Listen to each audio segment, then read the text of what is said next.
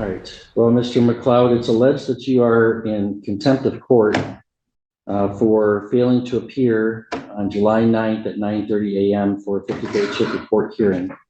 You've got the right to a hearing on that allegation where it would need to be proven beyond a reasonable doubt, and the right to the assistant. All right, pause right here. This is already serious.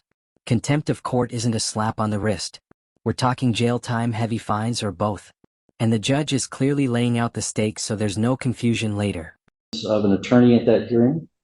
If you are found to be in violation, if you are found to be in contempt, I could jail you for up to 93 days. I could fine you for up to $7,500 or both. I can also revoke your bond if you're not complying with the terms of your release. Do you understand the rights and penalties that you have in front of you, Mr. McLeod? Sure. I was under the impression that this was all going to be over with by now. That we're Nope. Nope. All right, Mr. McLeod, and also, so you know the rights and penalties that I outlined for you. You understand those? Yeah. All right, Mr. Varga, do you know how he wishes to proceed? No, he indicated he would enter his own plea. Mr. McLeod, you're indicating you want to represent yourself? Well, I thought that can I say a couple things first? No. Okay. You can answer my questions. Sure. Are you saying you want to represent yourself? They have been doing that the whole time. You've been doing that the whole time. Under Ferretta v. California, 1975, U.S. Supreme Court, defendant has the constitutional right to represent himself.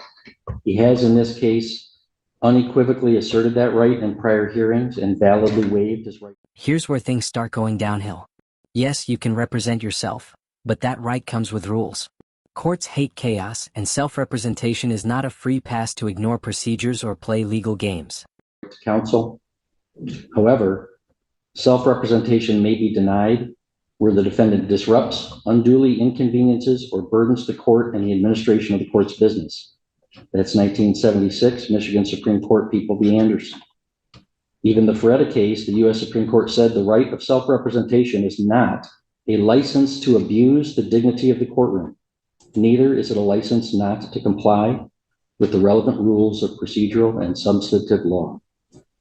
Here, while representing himself, defendant refused to accept mail from the clerk's office.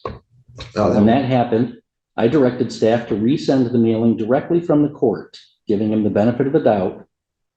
Because he was representing himself, he would surely accept something from the court. He again refused, writing in red lettering on the envelope, return to sender, and offer to contract is denied.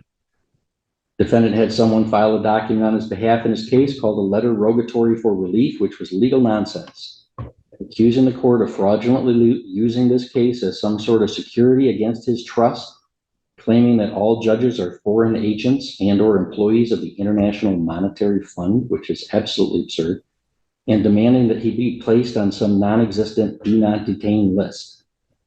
This is not the first time that this defendant has disrupted this court's business. One time I had to hold Mr. McLeod in contempt for refusing to answer my questions during his initial waiver of counsel. After that contempt, we were able to complete the waiver process and I allowed him to represent himself. But at those subsequent hearings, this is a textbook sovereign citizen spiral. Refusing mail, writing return to sender, talking about secret trusts and foreign judges. None of this is real law. Judges see this all the time and it almost always ends badly. He repeatedly interrupted the proceedings. He repeatedly persisted in arguments, even after being heard and ruled against. And now he has refused to participate in the court process by rejecting court mailings while purporting to represent himself. So I have now lost any confidence, Mr. McLeod, that you are able to represent yourself in this matter without disrupting the court's business or making a mockery of the court proceedings. Therefore, as this case moves forward, I am revoking your right to represent yourself, and I'm appointing Mr. Virgo to represent you as a lawyer. Okay, Mr. Virgo. And there it is, the nuclear option. The judge pulls the plug on self-representation. Translation: you've proven you can't handle this responsibly, so I'm stepping in before you wreck your own case. Completely legal and honestly predictable.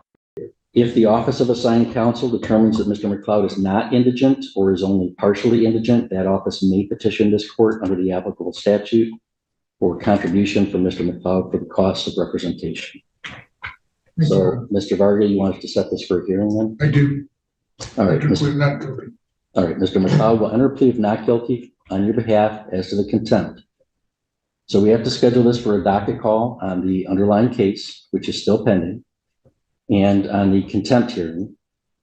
I'll schedule that for August 20th at 10 a.m. I also have to advise you, Mr. McLeod, that I canceled your jury trial date and gave that date to somebody else who was here. So your trial on August 8th and 9th will not occur.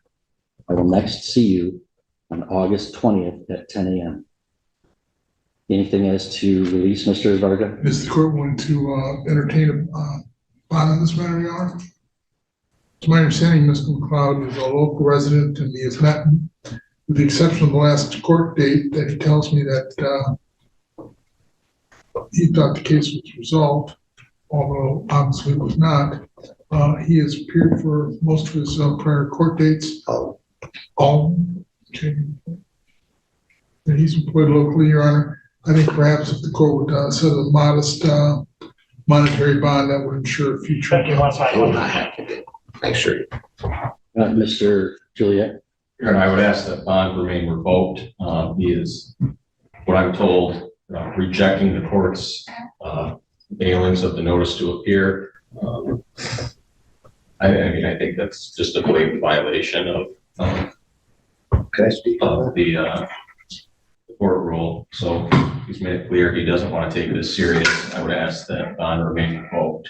All right, Mr. McLeod, is there something you wanted to tell me? I wanted to speak on that, the mailing stuff. I do that with all my junk mail, and I'm really sorry if that happened to one of your letters. Don't make it worse by lying to me right now, Mr. McLeod. You wrote clear things on that mailing that indicate sovereign citizen types of defenses that you thought you were asserting. It's not that this was junk mail. Don't make it worse. Don't make it worse by lying. I apologize to you for maybe listening to some of the wrong information when I don't. Well, you're a grown person, Mr. McLeod, and I hope you're learning an important lesson in civics. Can I just say this? You said what you wanted to say. Before you make your decision, can I say this? I have a job right now that's completely exposed to the weather. I've got $40,000 worth of windows coming this week to this job. I really invested in this job, and my client really rely on me. This would be a really. This moment is crucial. Notice how excuses show up after consequences are on the table. Courts don't care about job pressure or contracts when you ignore orders. Responsibility comes first, sympathy comes second. Big problem if I get this revoked. Have to stay. All right, well, Mr. McLeod, it's a shame you had to learn a civics lesson the hard way here. You are a citizen with rights and freedoms, but you also have responsibilities in a society where other citizens live alongside you. That includes obeying the laws that the people pass through their representatives. For example, the people are entitled to pass a law that says they don't want folks operating boats under the influence of alcohol. You think that law doesn't apply? It does. That wasn't. And when a law enforcement officer sees you violating that law, you can't resist arrest without consequence. When you are alleged to violate those laws, Mr. McLeod, there's a third branch of government that does exist. And it exists for the orderly resolution of those disputes, those allegations, with full protection of your rights, as opposed to some kind of vigilante justice system. You may not agree with this, but this court has diligently tried to protect your rights and afforded you a respectful and lawful process. You have disrupted and ignored that process. You have disrespected that process time and again. This ending is pure courtroom reality. Rights and responsibilities go hand in hand. Ignore the system, mock it, or try internet law tricks, and the system responds fast. So let me ask you, was this arrogance, misinformation, or both? Objection now to contempt of court and revocation of bond. Most people, Mr. McLeod, learn this lesson the easy way, but it seems that you now have to learn it the hard way. You're remanded into custody of the Chagrin County Sheriff, and will next see you, sir, with your lawyer, Mr. Wordwell, on August 20th at 10 a.m.